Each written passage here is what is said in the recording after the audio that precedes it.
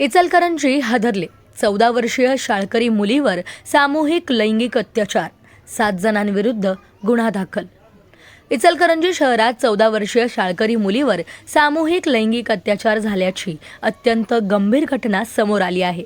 पीडित मुलीचे कथित नग्न व्हिडिओ असल्याची भीती दाखवत आरोपींनी तिच्यावर वारंवार लैंगिक अत्याचार केल्याचा आरोप असून या प्रकरणी शिवाजीनगर पोलीस ठाण्यात 7 जणांविरुद्ध पॉस्को कायदा आणि सामूहिक लैंगिक अत्याचारासह विविध गंभीर कलमांखाली गुन्हा दाखल करण्यात आलेला आहे. पोलिसांनी दिलेल्या माहितीनुसार या प्रकरणात 3 प्रौढ आरोपींना अटक करण्यात आली असून 4 अल्पवयीन संशयितांना बाल न्याय मंडळासमोर हजर करून बाल सुधारगृहात पाठवण्यात आले आहे. अटक करण्यात आलेल्या आरोपींची नावे अमन आदम शेख वय वर्ष 20, अल्ताफ बशीर नायकवडे वय वर्ष 21 आणि अनिकेत संजय भोरे वय वर्ष 23 हे तिघेही इचलकरंजीमध्ये राहणारे आहेत.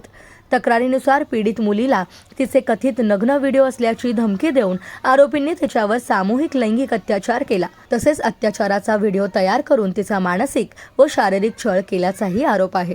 या घटनेमुळे इचलकरंजी परिसरात संतापाची लाट उसळली असून पोलिसांकडून प्रकरणाचा सखोल तपास सुरू आहे.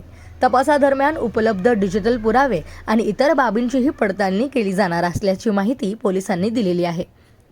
तुम्हाला या संदर्भात काय वाटते कमेंट करून नक्की सांगा आणि अशाच माहितीपूर्ण व्हिडिओसाठी मी मार्मिकला फॉलो आणि सबस्क्राईब करायला विसरू नका.